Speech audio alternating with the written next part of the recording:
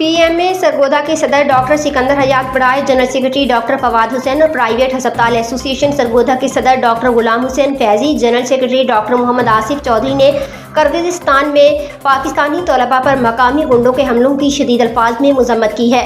Kyrgyzstan के दारुल हुकूमत बशकीक के हॉस्टल में मुकीम पाकिस्तानी तलबा व तालिबात पर इस वक्त बड़ी मुश्किल आन पड़ी जब उन पर डंडों लाठियों से लेस मकामी इंतहा पसंदों ने अचानक हमला कर दिया।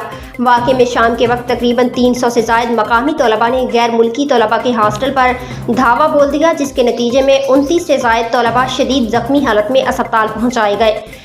पस मंज़र के हवाले से ज़राए का कहना है कि 13 मई को एक कैफ़े में बैठे चंद मकामी और गैर मुल्की तलबा में किसी बात पर तलख कलामी हुई, जो बाद अज़ां बाकायदा लड़ाई की सूरत इख्तियार कर गई। इस वाक़े में मकामी बाशिंदों की जानिब से यह दावा किया गया कि गैर मुल्की तलबा ने मकामी तलबा पर तशद्दुद किया और इस वाक़े की वीडियो सोशल मीडिया पर भी वायरल हुई। मेडिकल यूनिवर्सिटी के हॉस्टल्स पर हमला कर दिया, जिसमें पाकिस्तानी, भारतीय और बांग्लादेशी तलबा रहते हैं। इन मुश्तइल अफराद ने लड़कों के हॉस्टल के साथ साथ लड़कियों के हॉस्टल पर भी पुरतशद्दुद हमला किया। इन हमलों के बाद पाकिस्तान में बच्चों के कर रहे हैं, जबकि किर्गिस्तान से आने वाली वीडियोज़ में पाकिस्तानी तलबा अलग ही हकीकत बयान कर रहे हैं। अस्सलाम वालेकुम, मेरा नाम मोहम्मद वलीद है। हम यहाँ किर्गिस्तान में मेडिकल स्टूडेंट्स हैं। कल रात एक तनाज़ा हुआ था जिसके अंदर चंद किर्गिज़ लोग यहाँ के लोकल किसी एक हॉस्टल में गए थे जहाँ पे मिस्री और इजिप्शियंस रहते हैं।